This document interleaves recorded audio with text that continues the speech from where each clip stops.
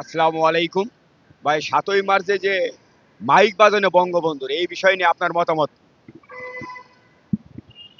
দেখুন, বাংলাদেশ তো একটা স্বাধীন রাষ্ট্র নাকি?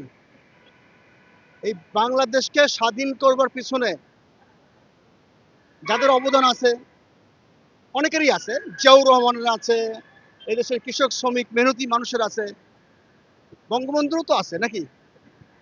এখন একজনের কৃতিত্বকে অস্বীকার করবার তো কোনো জো নেই। বঙ্গবন্ধুর ভাষণ আন্তর্জাতিকভাবে স্বীকৃত। আর সত্যি কথা বলতে কি, বাংলাদেশের সংবিধানে কিন্তু বাক স্বাধীনতার কথা বলা আছে। বাংলাদেশের বাক স্বাধীনতার কথা যদি সংবিধানে বলা থাকে, তাহলে তারেক রহমানের বক্তব্য কোনো আটকানো হয়েছিল? তো এই কষ্টটা কিন্তু তারেক রহমান আগে বুঝবেন। যেমনই করে ৭ই মার্চে বঙ্গবন্ধুর ভাষণকে আটকানোর চেষ্টা কেউ বা কেউ করছে। দেখুন, যারাই রাজনীতি করেন, বিএনপি আওয়ামী লীগ হোক আর এই এনসিপি হোক, নতুন প্রজন্ম পুরানো প্রজন্ম, প্রত্যেকের কাছে কিন্তু আমার একটা অনুরোধ থাকবে, মানুষের মুখ কখনো থামিয়ে রাখা যায় না। আপনি আরো সুন্দর সুন্দর বক্তব্য দেন, বঙ্গবন্ধুর বক্তব্যের চেয়েও আরো আকর্ষণীয় বক্তব্য দেন, আপনাকে কেউ আটকাবে না। আপনাকে কেউ আটকাতে পারে না বাংলাদেশের সংবিধান অনুযায়ী। বঙ্গবন্ধুর ভাষণ বাজানোর জন্য কেউ যদি গ্রেপ্তার হয়, আমি তো মনে করি সে তো এই দেশের হিরো হয়ে গেল। আপনারা কি রাজনীতি করেন? ওই মুখ খারাপ করে তো কথা বলতে চাই না, নাসিরউদ্দিন পাটোয়ারির মতো। অনেক সময় মুখ খারাপ হয়ে যায়। আপনারা কি চ্যাঙ্গের রাজনীতি করেন যে একজনকে বঙ্গবন্ধুর ভাষণ বাজানোর দায়ে তাকে গ্রেপ্তার করে তাকে হিরো বানায় দেন? বুঝতে হবে, রাজনীতি বুঝতে হবে।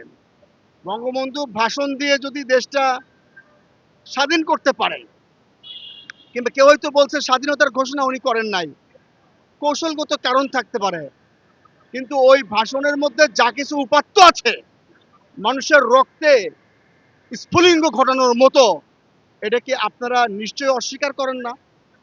বারবারই আপনারা বলেন এই ভাষণ থামান, এই ভাষণ বন্ধ করেন। কেন? আমরা তো চাই, গ্রিন পার্টি বাংলাদেশের পক্ষ থেকে আমরা চাই প্রত্যেকের ভাষণ বাজুক, প্রত্যেকের ভাষণ বাজতে হবে। তারেক রহমানের কাছে আমার একটা অনুরোধ, আপনি যে স্টাইলে রাষ্ট্র চালাচ্ছেন, আপনি খুব শিগগিরই মাহেতির হয়ে যাবেন।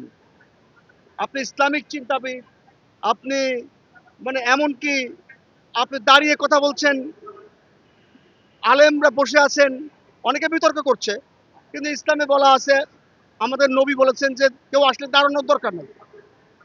কিন্তু তারপরেও আপনি এই মানুষদেরকে নিয়ে, বামপন্থী ডানপন্থী ইসলামিক চিন্তাবিদ সবাইকে নিয়ে যেভাবে আপনি এগিয়ে যাচ্ছেন, আপনি খুব শিগগিরই মাহিতির হবেন। কিন্তু একটি বিষয় খেয়াল রাখতে হবে, সেটা হচ্ছে বাংলাদেশের মব কালচারকে নির্মূল করতে হবে। একজন একটা মাইকে গান বাজালো বঙ্গবন্ধুর, আপনার এই দেশের ছাত্র সমাজ হোক আর ছাত্র নামের কলঙ্ক হোক, তাকে যে দৌড়ে থামাই দিতে হবে কেন? এই বিষয়টা খেয়াল রাখতে হবে। রাষ্ট্র কিন্তু একটা স্ট্যাটুটরি বডি, রাষ্ট্র একটা প্রতিষ্ঠান। তারেক রহমান, আপনি কিন্তু এই দেশের সকল মানুষের প্রধানমন্ত্রী, এটা মাথায় রাখতে হবে। আমি যদি আপনার সরকারের কোনো পাঠ হইতাম, আমার বন্ধু জাহেদ, ডক্টর জাহেদ আপনার উপদেষ্টা হয়েছে স্ট্র্যাটেজি অ্যান্ড পলিসি, আমরা কিন্তু একসাথে নাগরিক ঐক্য করেছি। আমি যদি আপনার সরকারে থাকতাম, আপনাকে বলতাম আপনি কিছু কিছু ক্ষেত্রে একদম নিরপেক্ষ হয়ে যান, কারণ আপনি হলেন বাংলাদেশের মাহিতি। আপনাকে চোখ কান খোলা রাখতে হবে। আপনার সরকারকে কেউ বিতর্কিত করবার চেষ্টা করলে সেখানে আগাম হস্তক্ষেপ করতে হবে। ধন্যবাদ সবাইকে।